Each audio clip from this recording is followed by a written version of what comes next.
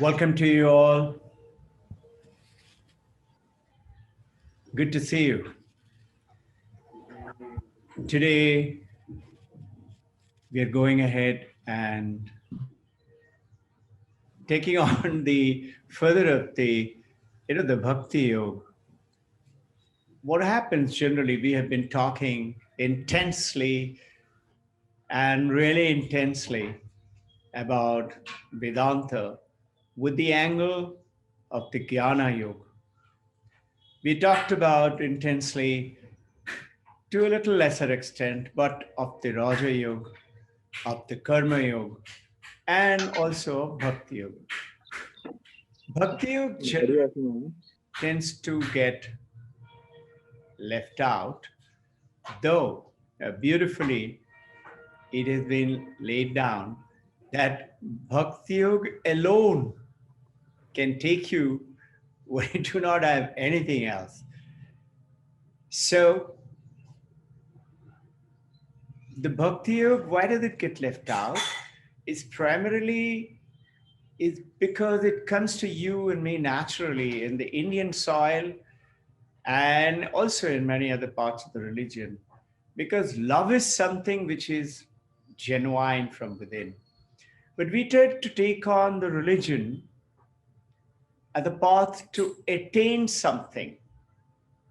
But in the Bhakti Yoga, it is the love. And when it is, why does it get left out? Is because there is conditions. I want this. And because I want this, and I pray and I'm continuously seeking, I want this, I want that. Whether it is purification, whether it is rectification of the situation, whether it is the conditions of finance, whether it is a condition of relationship, and importantly, which is going on very strongly, is the sickness. Let us start with a prayer.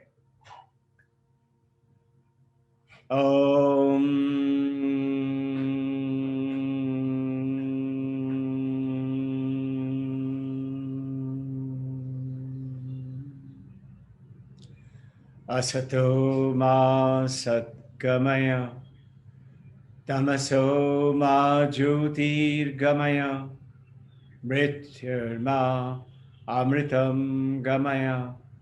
Om Shanti, Shanti, Shanti. Oh Mother, my Divine Mother, hold my hand. Take me across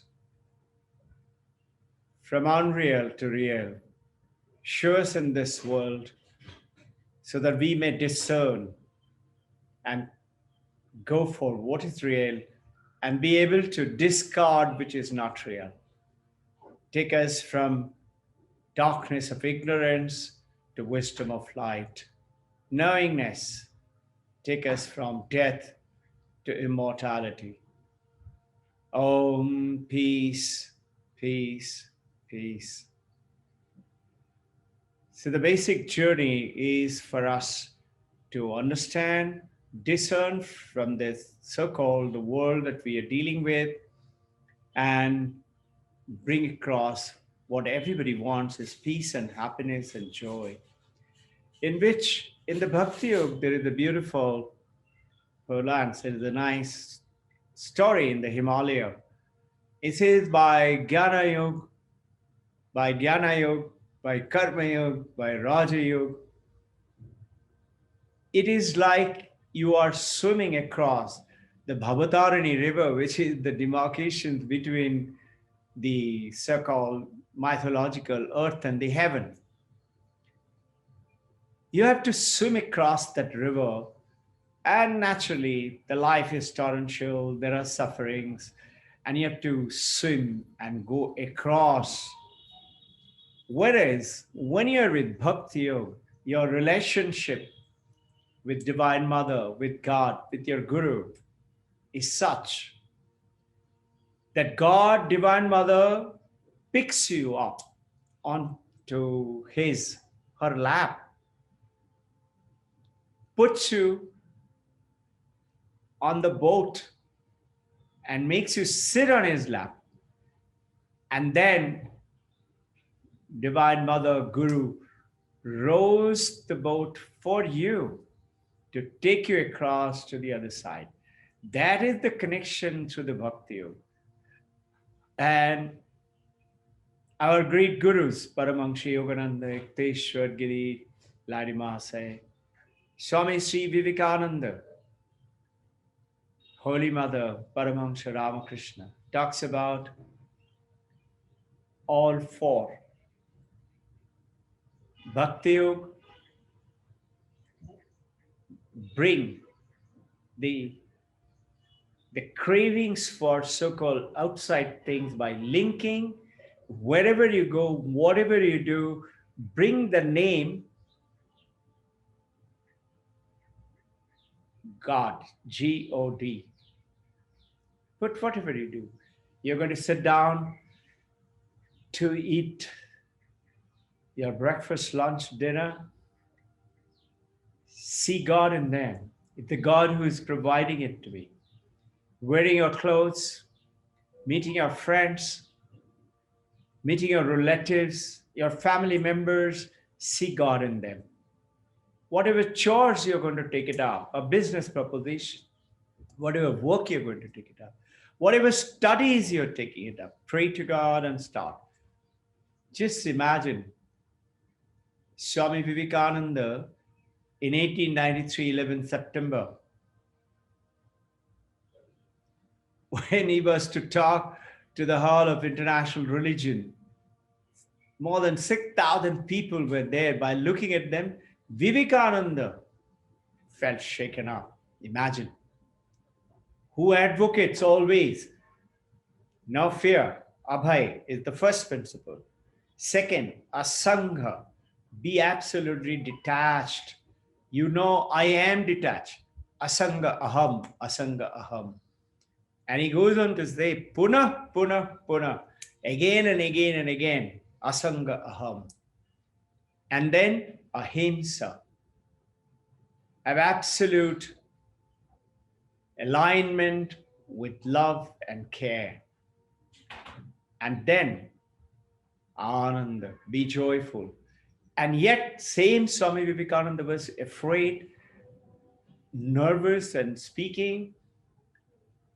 So he was to have been the second, third speaker. From there, he gave indication and spoke on 21st. And he prayed before his speaking to his Guru and to Mother Saraswati. Mother, you speak on my behalf. You talk through me. Now, before that, 20 speakers had spoken. People were listening and clapping. And the moment Vivekananda stood up, imagine a monk dressed. Just imagine, visualize it. Or 28 years later, Paramahansa Yogananda in Boston. Vivekananda, as he spoke, brothers and sisters of America. Something happened. And this is what happens when you bring God in any activity, any chores. You will see things will turn out good. When Sharada ma'am is cooking or if she's making a special prasad for Ramakrishna Mission Sardamar or for the functions, celebration, religious functions in the school. And you know, some of you know shinni, we make it shinni. And when she makes it, it tastes very nice. And I say, wow, it's really good. And it's very difficult to make Bengali shinni. And she said, as I was making, I was taking mother's name. So this is the power of that that special, something happens when you bring in, and those of you who are Vedantists hardcore and say, I don't believe in the figures and the statue, but you believe in the consciousness, unified field, that same consciousness without which you can't hear me, you can't see me, you can't experience the world. This universe is to you and me and only because we are conscious. Saying, call that consciousness Ishvara. Satyam Jnanam Anantam Brahman. Taittiriya Upanishad. Recollect. So, taking on that away brings in a different. Let us start sharing with you with a little bit of slides. And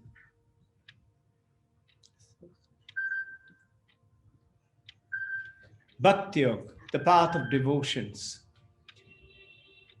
It is said that with the Jnana Yoga, you attain a tremendous kind of a status just by knowing. You don't have to do anything. In Patanjali Yoga Shastra say you have to do something. In Karma Yoga, it says you have to do something. And in Bhakti Yoga says it just happens. So there is this man who was walking through the jungle and he saw one man under the tree is about to sit on a dead body. He had put a dead body and there was picture of the Divine Mother in tantric form, and there were various ingredients for the worship, and he was to do tantra sadhana by sitting on top of the dead body. He meaning the traveler is seeing a monk is about to sit down. So he got transfixed, sitting on a dead body. Naturally, it's not a very pleasant scene. So he stood, and that monk who was to sit, he sat down and started doing his sadhana. And suddenly from somewhere, a tiger came and attacked him, the monk, not the traveler. And that dragged the monk out of the dead body who was doing the sadhana and killed him, ate part of him. And this man was shivering. He quietly climbed up onto the tree under which he was standing and watching. And he waited. Tiger went away and he waited and waited for a while. And when he realized now Tiger is not there, came down to start his journey. Something happened. As he started his journey, he had to cross that place where the monk was sitting down, the dead body. He was looking at it and passing, and the dead body also must be part of it, was lying there, and the part of the monk's body must be also lying there. Imagine the scene. Something happened to him. It made him feel like fearlessly, because just now a tiger has come and eaten up somebody who was sitting. Fearlessly, suddenly, he felt like sitting on top of that body and doing tantra sadhana. He didn't know much, but he said, let me do some sadhana. He sat down, and as he started, within no time at all, within minutes, Divine Mother appeared in front of him and said, I'm pleased with you. Ask me what you want. And now it is the turn of this traveler who has not done very much of sadhana in his life till then. He said, Mother, before I ask you the boon, would you please tell me that monk who was sitting here, he got eaten up by a tiger. I have never done any sadhana, and I'm sitting on top, and within no time you come and show yourself to me. How come? Please explain, Mother, the mystery to me. I'm surprised. The mother smiled and said, What's my child? You do not know your past. What did you do in your last life? You were about to be realized. So the moment you've chosen in this path, this life, you automatically granted.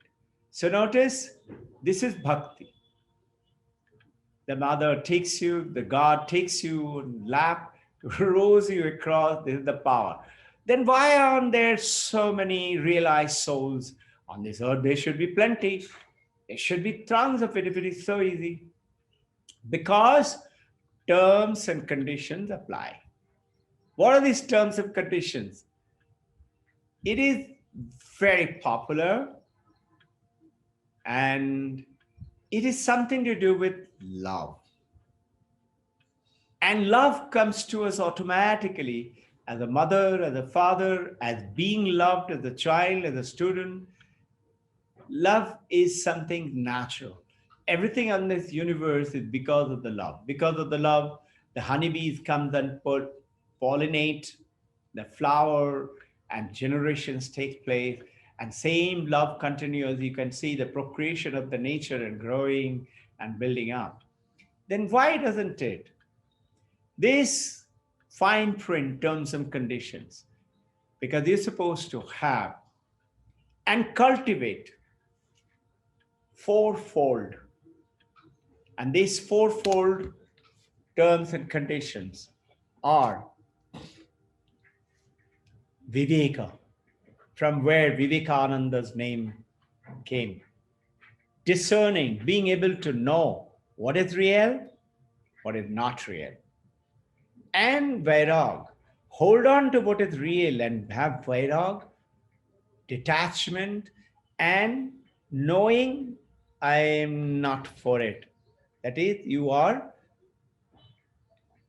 developing a vairag for non-essential. And this is what we pray. Asato ma satkamaya. Mother, take us from unreal to real. So this is the first two conditions. There are fourfold called sadhana chatushti. You recollect? We have spoken many times. The third one is actually a little misnomer. It is 3, but it is hidden 6 inside of it. So the second is, you say shama, quietude of the mind, calmness. Develop an inner silence. You may have to lead a very hectic life of today's technology and family life and doing chores and things, but that silence from within should always be there. And you know what? When you keep meeting these, and I meet many of you are divinely gifted, are doing very well. And when you meet those special monks, honestly, it's like I tell our students in the school, you know what, I'm jealous of you all. And they said, why? I said, because I wish I had your education. I would have become somebody great. They said, so you are great. I said, no, I'm zero compared to who you all are. And the same way is, I feel when I see some of those great monks with absolute glowing face, always cheerful, smiling, or a calm lady monk, I feel jealous. this is the jealousy with a defined order of different kind, and this is a good jealousy. I wish I had that love shining through my eye. Then Dhamma is controlling of the senses. Instead of all the time urging to go and go and go and go and get this and get that and not happy. You notice I need a diamond earring, and from there it comes to diamond nose stud, and from there it comes to diamond ring and the diamond chain and the diamond tiara, and it goes on. Or anything, a mobile, or luxurious thing, or things to eat and sensual enjoyments. The senses are taking us outwards, outwards, outwards. Dhamma, Uparati, intense uparati is withdrawal from these so-called external things and bringing it inside. And this uparati is something which most of the monks, almost all of them, have it within them. You would become a monk, or people like you and me who are not chosen the monk's life, but you could be monk-like. Monk-like doesn't mean that go off to Himalayas and sit in the cave, but you should always have that. Whatever I do, I have God in it. God. And have you noticed the opposite of that is a dog, dog? Look at the dog's quality. They're the most faithful pet that you can ever have, or a partner or a friend. And they will never leave you. There's a beautiful story of a dog, and it's a Hollywood film. This dog is to go every day to see the master. It happened in Scotland. And this gentleman used to go off to catch the train to go to his office. The dog is to every day go leave him there, and then he's to come back home. And again, he's to go back and pick him up. So happened in one of the trip, the gentleman died in office of a heart attack. And the dog went and was at the usual time, the dog knew, was waiting for the master to come back. Master didn't come back. And you know what? This dog sat there, didn't move. And when the master's family, wife, children came to know, naturally, along with the grief, they also searched for the dog because the dog was very favorite of everyone. They came, they tried to take the dog away. Dog wouldn't move. Tried to give him food. Dog wouldn't move. Dog just stayed there. And you know what? I do not know the name of the station. This is actually, it has happened, but I can find out for you. In fact, it is telling me to find out. I shall find out. And in that railway station, just outside the station, the dog left its body without moving, without eating anything on that spot. That determination, that love for master, only a dog has. Have you noticed? You admonish a dog, the dog puts his head down, must be crying also. But the moment you get up, the dog will immediately wake up, get up, and wag its tail to follow you. You have just punished him. Maybe you thrashed him with a stick or with a hand. I don't know. I lived with dogs for a long, long time. I never punished a dog. One simple like that was good enough. This is sort of good for a dog. That's because I took dogs training. But many people do. Whatever thrashing you do, but the dog will always follow the master. This is what the opposite of God is the dog. Notice the loyalty. This loyalty is that uparati. Always have that God within monk-like attitude, detachment. And this is called asanga, which we talked about. Asanga aham at the beginning of our today's session. Inner renunciation. I have everything, like the lotus in the pond.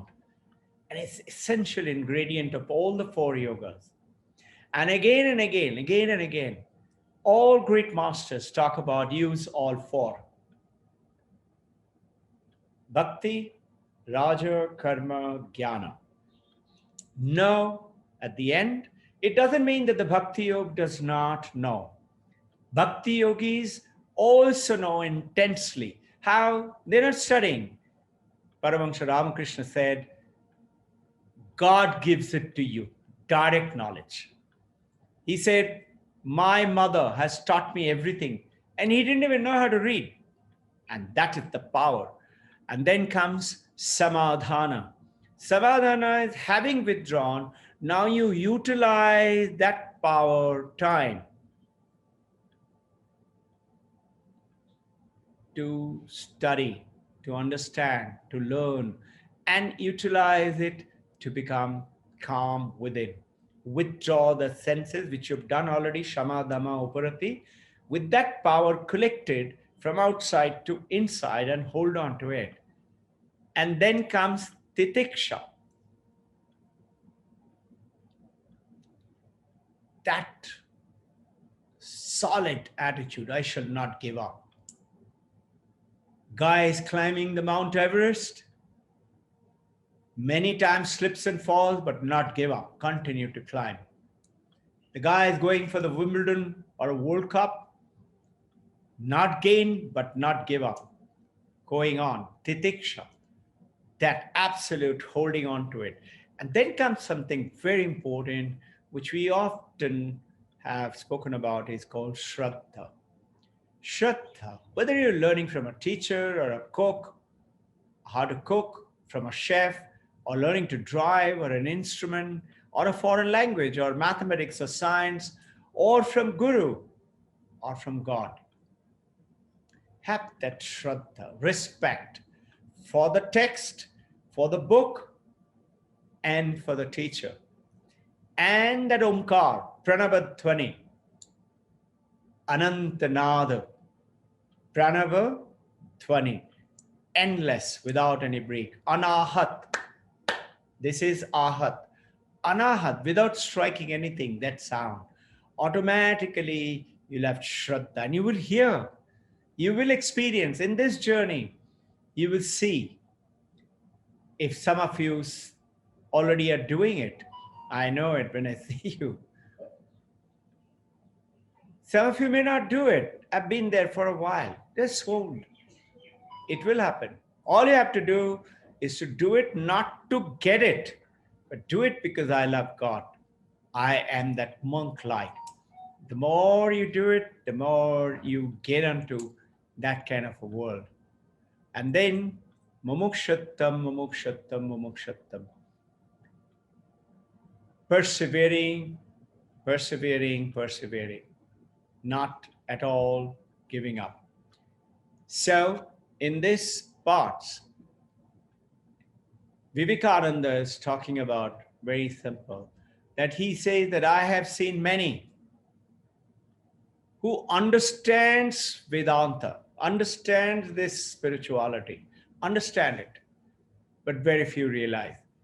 There was a monk, 85 years old, Varanasi, Kashi, a great Sankhya philosopher and a Vedantist.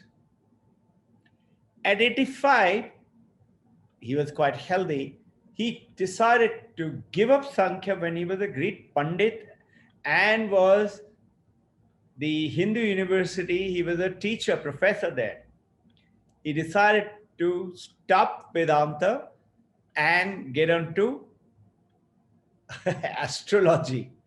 So somebody went and asked him, Maharaj, you're a great Pandit and you're giving up Vedanta and you're going into horoscopes, astrology. Astrology is also a very powerful ancient science of India. Why? You all must have heard Bhrigu Shastra and things like that. So this 85-year-old great professor teacher says, you will laugh at it when you hear. Actually happened. He says, Vedanta does not give any money. I need to earn money. At 85 now he wants to start earning money. So look at it. He's understood Vedanta, but he has not realized it.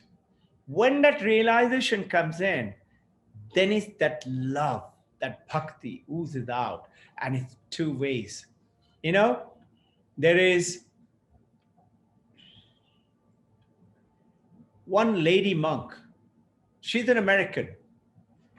She's a Vedanta from Hollywood. Came down all the way, does not know much about other than being of the order and whatever he learned. Like we have many in YSS, SRF, and in Ramakrishna order. She came down from Hollywood to do Vishwanath Darshan in Kashi. Now she used to go down and those Pandits, who used to allow seeing her and her tenacity every day morning, 2:30, 3 o'clock, she will be there at one time and used to do sadhana till 4, 4:30. After the Abhishek is over, she used to go back. The one day when she went, she found a big line of people standing. But she used to be generally allowed, so she kept walking, walking, leaving the line instead of standing on the line, came to the gate, and generally the gate was stopping everybody. But in this case, for her, possibly being a foreigner or seeing her devotion every day, she has been going there for quite some time, must be at least 2.5 weeks. They allowed her to go inside. So she was alone. As she went there, she found only 4 or 5 people were there in the temple, and there was a young lady along with a young man, most probably husband and wife, and there was one, two others, and they were doing Abhishek. She did not pay any attention. She sat down there and she finished her Abhishek, her puja, and her mantra. And then when she was leaving, before leaving, she noticed that when they finished and came out, then all the line was allowed to go inside. So she asked the guards, who are they? They say, you don't know. Actually happened. And they said, oh, there is Aishwarya Rai and Abhishek Bachchan. She said, yeah, who are they? Oh, they're big guys in Hollywood, Bollywood. And if they come to know that you were a witness and you were rubbing shoulder with them, you are a prized possession yourself. Just see. In one hand, she is living in Hollywood, must have met lots of great actors and actresses, least interested. That monkness thing has come in to her. And here, there is a monk who knows Vedanta, but not understood it, but not realized it. So that realization is what just add God to whatever activity you do and love in it. And lower natures, our lower nature, which is always giving us two things. One is continuous shifting of the mind. 10,000 thoughts are coming in. And the second thing is restlessness. Have you noticed? There are many people you will find they're continuously restless, can't sit still, either moving their hand or eyes or face or body, can't sit still. They have to carry on shifting like that. And on the other hand, you see some of our devotees and the world over, they're absolutely rock solid. You know, in Thousand Island Park, where Swami Vivekananda had gone down and spent 6 weeks over there, that was 1893 when he gave the talk, and 1895 in June till beginning of August, end of June till beginning of August. For 6 weeks he stayed there. He used to give talks every day, and Inspired Talks is the book, is the result of that. And there one day they said, let's go down into the jungle, into the lake, and let's go to the jungle. And they were walking around in the morning and they found a beautiful tree, and he said, let's sit down here and meditate like Buddha. Here's the word he said, let's meditate like Buddha. And he sat down, others also sat down, and he became, as they are explaining in that book, that he became like a bronze statue. Bronze statue. Why bronze? Because he was not as fair as the Americans or the British, whoever were there. So they're describing. And he didn't move. And you know what? Rain and thunder shower came. And poor these ladies, this few, only 11 people were there. They tried to hold an umbrella to cover him. Vivekananda did not stir. He stayed there. Rain and thunder shower passed. And after that, he chose to move. They made a statue over there, a bronze statue. This is what we are talking about, is the power. So it is in the Bhakti Yoga. In the Jnana Yoga, Raja Yoga, Karma Yoga, you can have turmoils in your mind. And you know something, look at it. If you're disturbed in your mind and you're angry because of something, you can't sit down and meditate. You say, not now. But beauty is in the Bhakti Yoga. Even if you're angry, direct that anger straight to God. If you got lots of questions, lots of thoughts are bombarding, direct it to God. It's like you and the mother relationship, mother and the daughter, mother and the son, father and the son relationship. You can. And in Bhakti Yoga, there's a beautiful sloka in Narada Bhakti Sutra, which goes on to say that it is a sin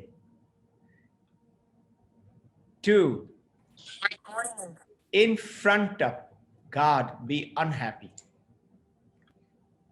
It is not sin to dump that unhappiness into God, but then be with God.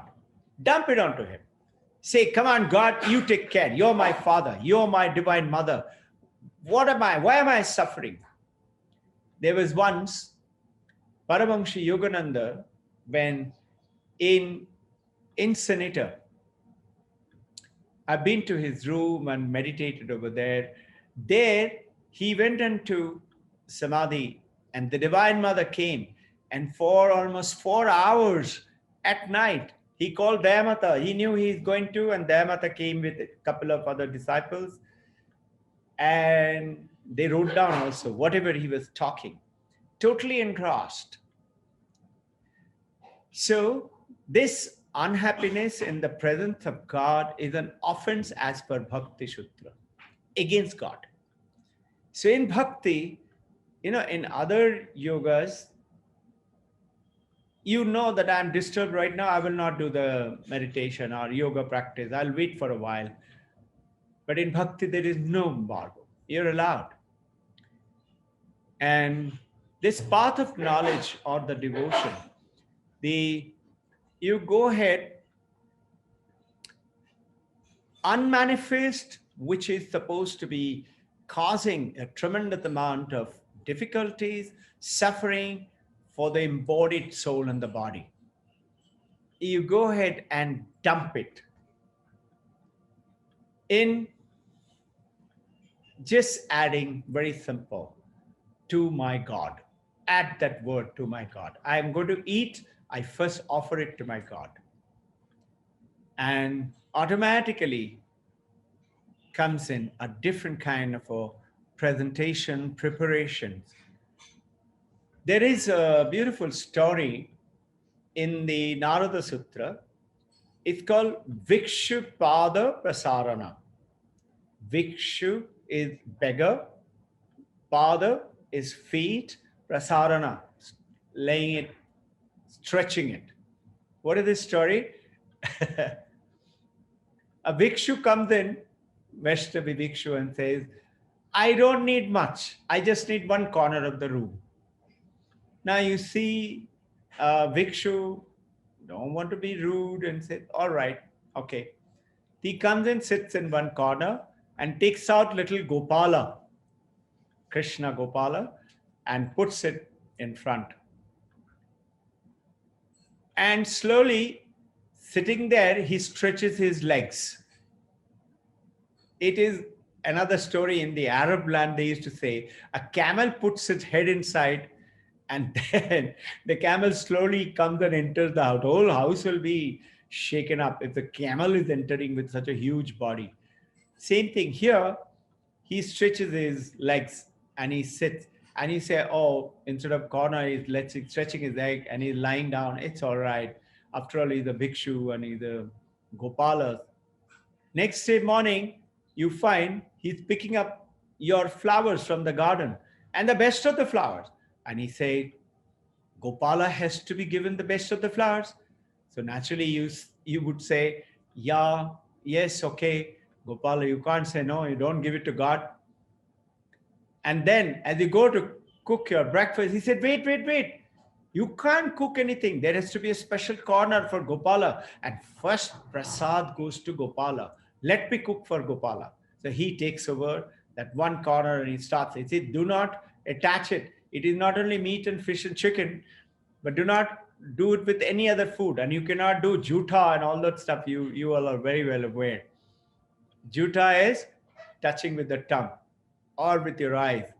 And then slowly, slowly, slowly, the Gopala takes over the entire house, your every activity, and starts to rule it. And this is considered to be, as per Narada Bhakti Sutra, a divine romance. And it's very nice, it's beautiful. It is most ardently. So, the glory of bhakti is established more and more, just like you would, supposing you are wanting to learn cricket or sitar or mathematics or anything, you have to practice and practice and practice. So that practice, you need to continue to doggedly, never thinking that I have to work like you do for yoga. Here you're doing it for love. It's like the mother, father, young baby. They do not say, I have to do this for my baby. They just do it out of love. And they feel great that I've been given this opportunity to be a mother and a father and working for God. This feeling comes in, and that automatically gives you practice and gives you that perfection. And this is called sadhana siddhi, attains. Automatically something happens and it just blows up, and you are subtly just one thought in this. And the more you practice, it starts to solidify. Anytime you see something and someone, you see God in them. Goes for a toss, the fight of disagreement. And this is where I keep talking about what Vivekananda talks about in his talk in 1893, 11 September. Our entire Vedanta can be expressed in, if you, two sentences. First is oneness. Consider everybody as one, and for which you need to bring in something like the ocean and the wave, which is the water. So in yours and mine is the same consciousness. And the second, express the divinity from within through that love within, the divinity, great qualities, kindness, love, gratitude, sacrifice, everything towards God.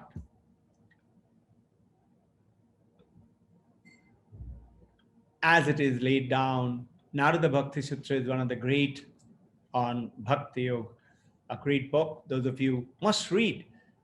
Read, it gives you, it takes you to a different kind of a dimension and takes you to that immortality. Mrityurma amritam abhaya.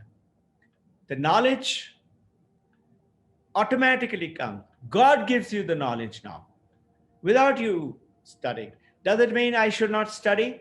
I'll wait for God to give it? As the great masters say, you must make the effort yourself. And then let God choose, let Divine Mother choose, let Gurus choose when to give it to you. There's a beautiful story which goes on to say that the God created this world, created the universe. And then he said, now that I have given all of you, I am removing my face, but I'll give you my name. And this is the essence of the bhakti. The face is not there, the name is there. Then what about these faces and the bodies? For thousands of years, great masters, great yogis have experienced God actually. These are not just made up. Durga Mata, not just made up. Durga Mata is supposed to be Mahisasura Mardini, supposed to control that evil thing within you and me. With how? With first is Kartikeya. Good health, good mind, tremendous abhay, and tremendous courage. Abhay, courage, love for mother. Then comes Saraswati, knowledge. You have to study, you have to do. And then comes automatically, if you have good health, good courage, good work ability, along with Saraswati knowledge, you will earn lots of money. Mother Lakshmi comes in. And when money is there, Lakshmi Mata, knowledge is there, and good health, you're supposed to get into great yoga. I am the Spider-Man, or I am this great man. Comes Prajna, Ganesha. Notice how beautifully it has been created and experienced by, and she is supposed to be mother riding on the lion. Lion is the king of the forest. Forest is filled with animals. All the animalistic tendencies of our body and the mind goes away because the lion king is there as, and then that evil tendency within is being pounced upon by the lion king and Durga Mata with her 10 hands and the 10 weapons. But don't forget, there is also one Abhay. She's got the Tathastu, what you want. And don't forget, in any time, Durga Puja is going to come in October, and generally, you see in that, which is not discernible unless you know, on one corner, as you're seeing Durga Mata Pandal, on the left corner top, from Durga Mata right corner top, you'll find a tiny face of a Lord Shiva. Lord Shiva has to be there. Prakriti and Purusha. Remember Sankhya, Prakriti and Purusha. What is Prakriti? Is creating that Maya. Purusha is that Brahman. And with Brahman, with Maya, is Ishvara. Entire Maya, entire Brahman is God, Ishvara. Tiny bit of Maya and that consciousness, God, when you join up together, is Jiva. They're like you and me. We are that Jiva. So knowledge is given by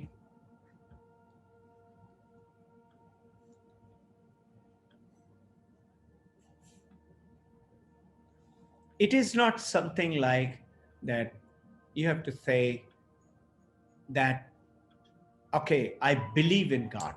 It is not like believe in God. It comes to you naturally. It is like if you didn't know that a mobile could connect you to America just in press of a button, say 50, 60 years ago. Why 50, 60, 20, 30 years ago? You would have said not possible. 50, 60 years ago, 30 years ago.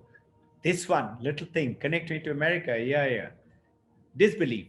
But today it's a simple reality. And when you take on this Bhakti Marg, along with the couple with all four, again and again, all great masters are saying, all four together.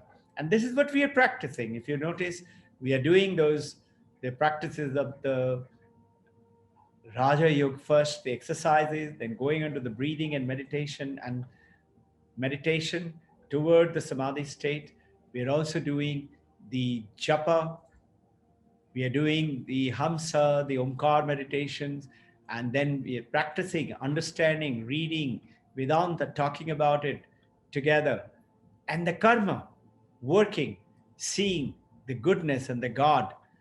So once you have been bitten by that seed of the love of God, you attain everything. And this is what is proclaimed. In name and form, in Hinduism, you will find many types of forms. And you will find our love towards God.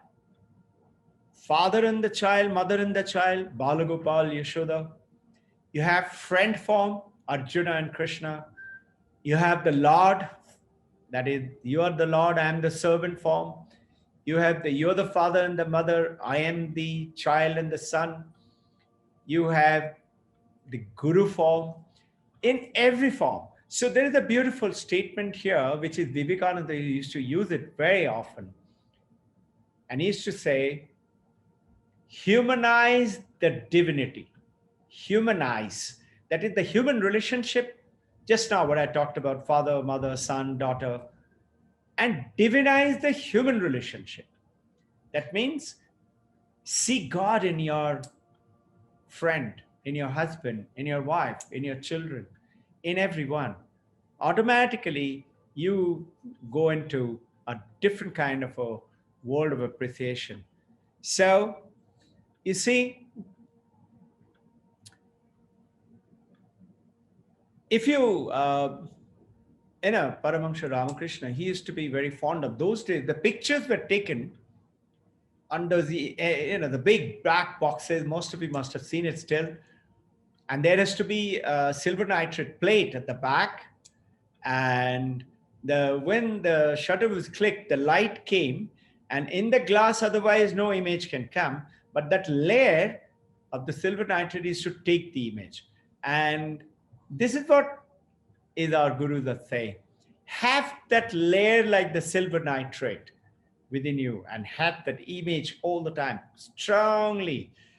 Look at yours and my mind, generally all of ours, at least mine is. Some of you are very well advanced, and is like an ice wall. If I make a mark, if I cut it, after a while, it will get erased. This is how yours and my mind. But a child's mind is like wet cement. If you put an imprint, it will never go away. And that is the same simile is with a bhakti yoga. With the bhakti yoga, it never goes away. And this is the reason why the vision of God with the bhakti is given. Who you're seeing is Ramanujancharya. He lived till 120 years of age, and he was a great Sankhya philosopher. This particular time, he was very famous, and this happened in a temple of Vishnu in Sri Lanka.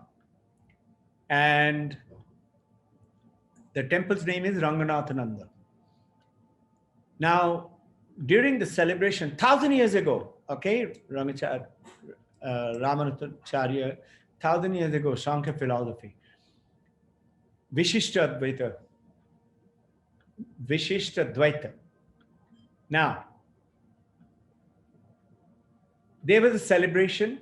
It is in that Ranganathananda, there is a Garbhasthan where inside, and here the Ranganathananda is in like a couch potato. He's lying down and in the Sheshanaga, and beautiful melas used to take place, and lots of people, thousands of people used to come and throng. So one morning, Ramanujacharya, along with his devotees, he was very famous at that time.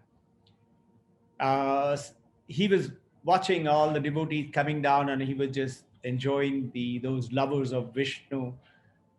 And he found that one young guy, well built, is holding an umbrella on top of a young girl. And he is not looking at the Vishnu's statue. We generally go to temple, we will look there, no? But he is looking at her and holding and looking at her. And all of the guys are starting to criticize because everybody is watching on the line. They're all reading. He says, what is this guy? Who's this stupid guy behaving so improperly in a temple, looking at his girl or girlfriend or wife or whatever it is? They didn't know who. Ramanujan also noticed. So Ramanujacharya, he told his bhaktas, go and call him. So they went and called him. Do you know Ramanujacharya? He said, yes, I do. He said, he's calling you. He wants to meet you. So he gave the umbrella to his friend, the girlfriend or the wife, whoever it was, and came down. And Ramanujacharya asked him, who are you? He gives his introduction. He said, I'm a wrestler. And he said, why are you looking at her? He said, I see her eyes to be the most beautiful eyes in the whole world. So that's why I'm looking at her. Now, everybody got shocked. How could he talk like this to, Ramanujacharya, such a great scholar? Ramanujacharya did not get upset.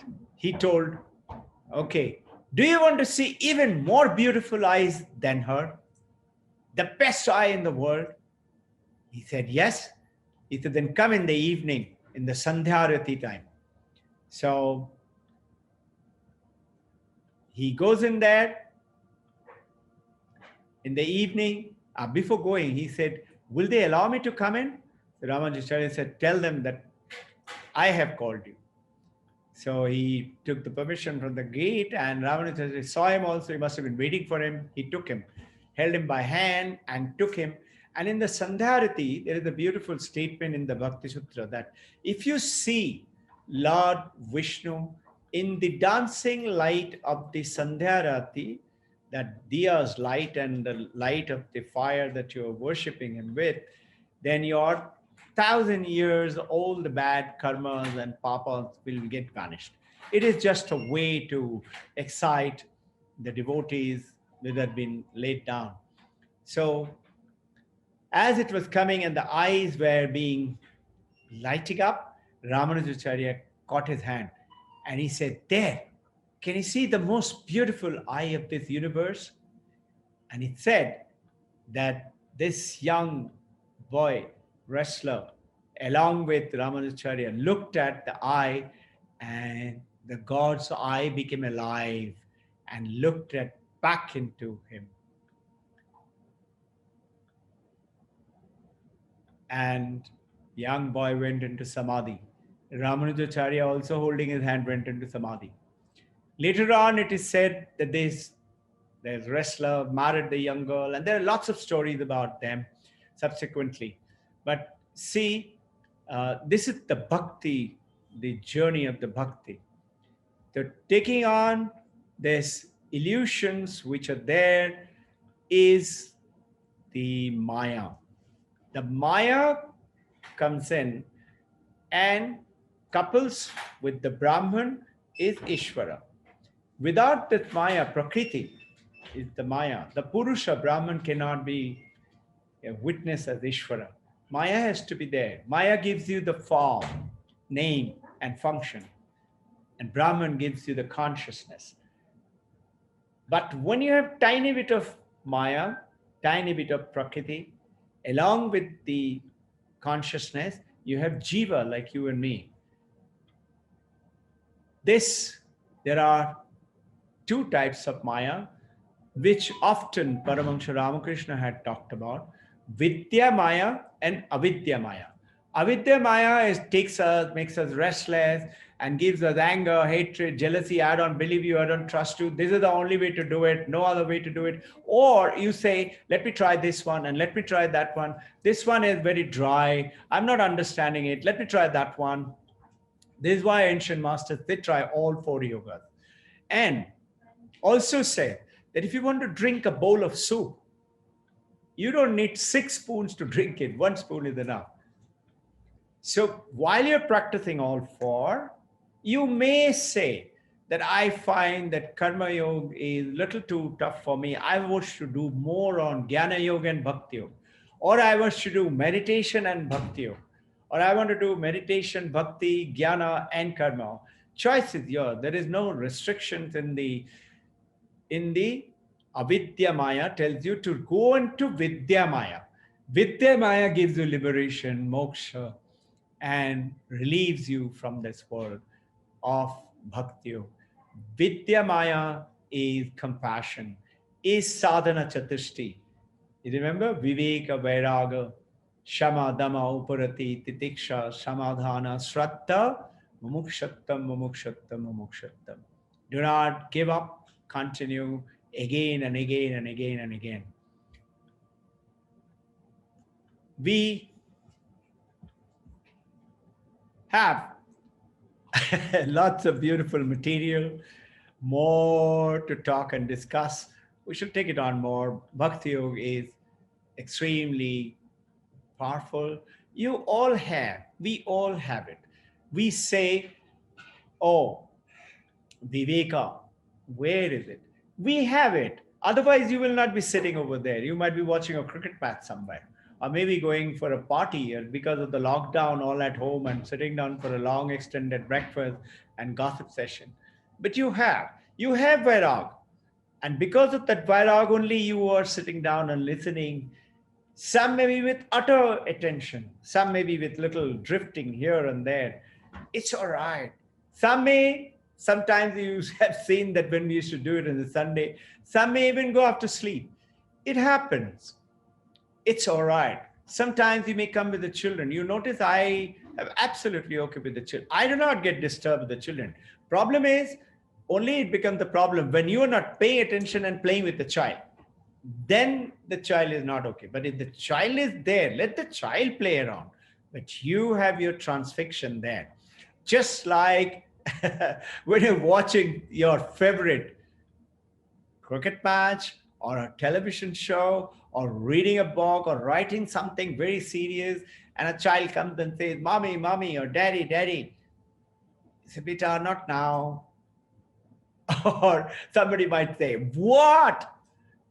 Just like that, over here, have that single minded attention going down,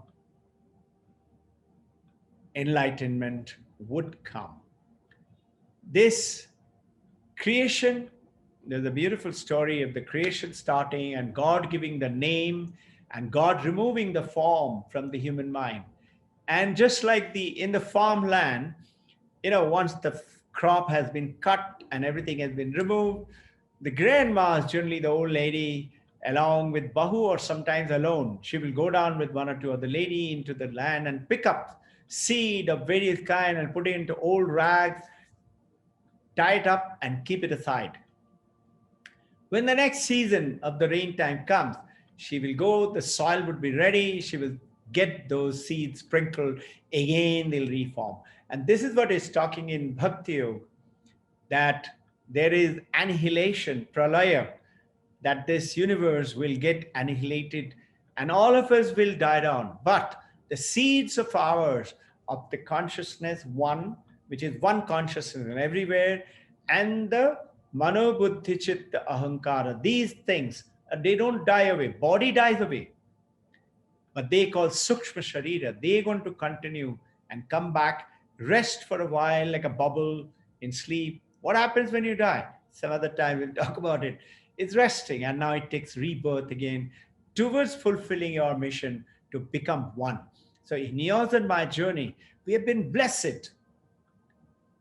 All this, look at the beautiful from here. It is, I didn't have any clue about having this.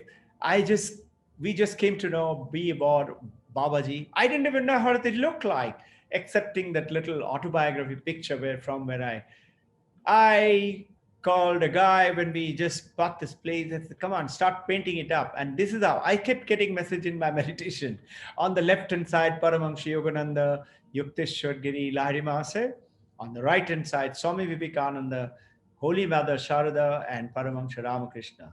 Babaji was there painted, by the way. It was painting. And on top of that, there was Krishna. And you see around Babaji, there is a green, orange aura kind of a painting. There's nothing else but the old Babaji's painting. And that was repainted, touched up. It did not look nice. Two Babaji, one painting, one statue. I got a message. Babaji has to be not in painting. Babaji's painting was done almost 60-70%.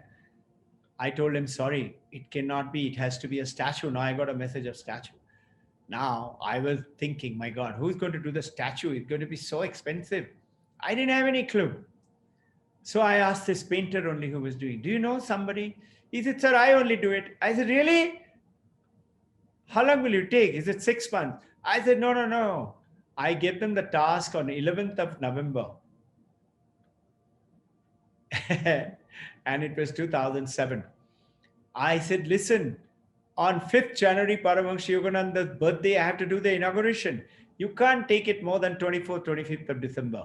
They said, sir, not possible. Statue takes 6 months.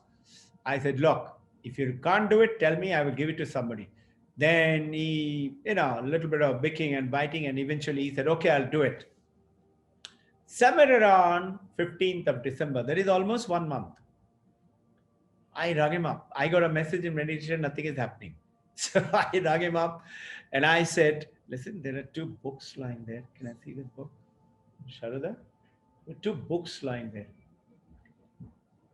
I rang up the painter. He was continuing painting, but this particular day he was there, not in the ashram. So Otherwise, they used to work till very late night. And I told him, what is the status of the statue? He said, sir, I tried my best, but it will not happen before 6 months. I said, listen, you should have told me earlier. Now I have to give it to somebody else. I cannot afford it. It has to have, by 2nd of January, everything should be complete. 5th of January, my Gurudeva Paramahansa Yogananda's birth anniversary over here is starting. So he said, sir, let me try my best. And on 27th of December, he called me, sir, would you like to come and have a look at it? I couldn't go on 27th. I went, I think, next day or 29th. As I went there and I saw Babaji's statue, and my heart came into my mouth. He was so handsome looking. We didn't know anything about how does he look. So I had told him before, you're not doing it because you must go to nearest ashram. Ramakrishna Mission was the nearest ashram. I said, go there and meditate every day and then start the work. He was doing that. I said, you haven't done it. If the gurus and Babaji himself has come and the Divine Mother has made you do it. It was beautiful. He looking at my face. I was speechless. I couldn't speak. He kept looking at me and he said, sir, is everything all right? I said, please go ahead. You've done a very good job. It's perfect. I didn't have one observation. Can you imagine? I wish to share with you all before we close down for the day. See, there's a beautiful book. Shauda ma'am has got it printed out on messages on Vedanta. And a beautiful book she's printed. The ideas from Vedanta, and it starts off like this inside. So, as and when we start our Sunday sessions, you're welcome to have a look at it. There is a lot to be covered and lots of stories. We shall take it on more. If you have any questions, please go ahead and ask before we say our prayer. Yes.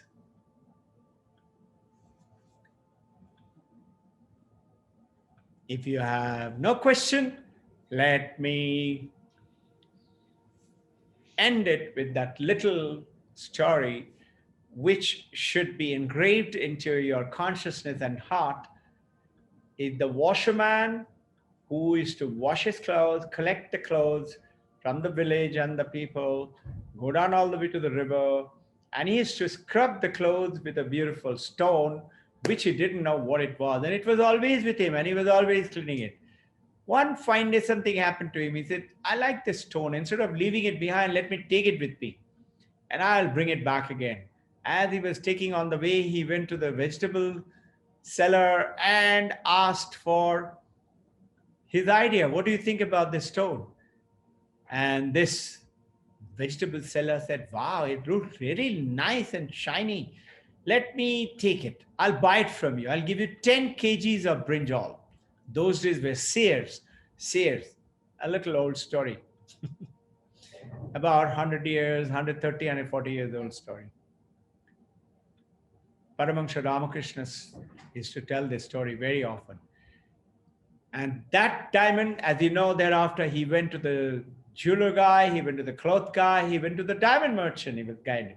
Diamond merchant saw it and he said, my God, you got the largest piece of diamond that I have ever seen.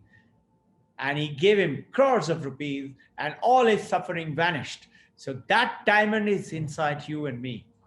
4 ways. Jnana, Raja, Karma, Bhakti Yoga. All 4 of them simultaneously together. Some of you may be more inclined to understanding through logic and studies.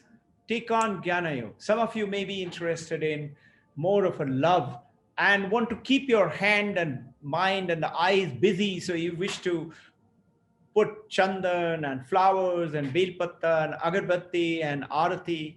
Go ahead. It keeps your body busy, mind busy, instead of thinking of lots of things. Some of you may love to go out and help out people, starting from your home, your grandma, your mother, your father, your husband, your wife, your children. Go ahead to the Karma Yoga, to the NGOs and things like that. Some of you may be very fond of going ahead and just sitting for meditation. Do whichever one which kindles you, awakens you, makes you feel good. Don't forget, combine all four. I have got here the problems of each one. If you take it singly, each one has a problem. But when you combine them all four together, why are ancient rishis thousands of years have been talking about combine all four? Why Vivekananda talked about combine all four? So take it on. Let's finish with a prayer. Om.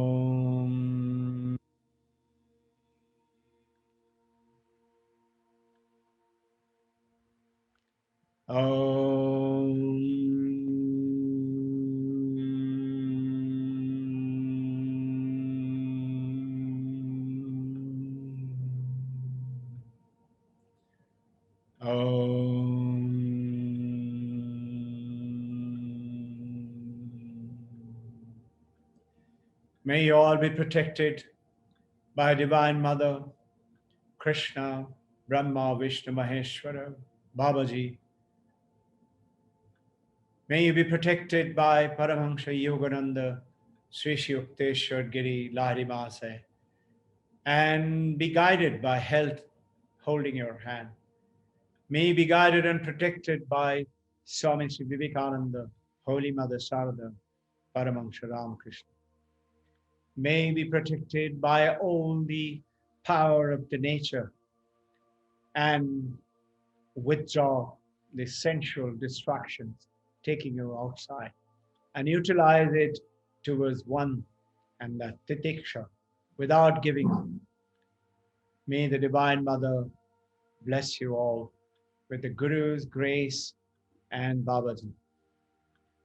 Akasha Shanti, Prithvi Shanti, Vayu Shanti, Agnyaya Shanti, Jalaspataya Shanti, Gaur Shanti, Om Jaradisha Shanti, Dakshinaya Shanti, Purvadesha Shanti, Paschimaya Shanti.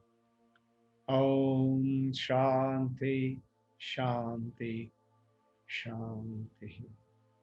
Check.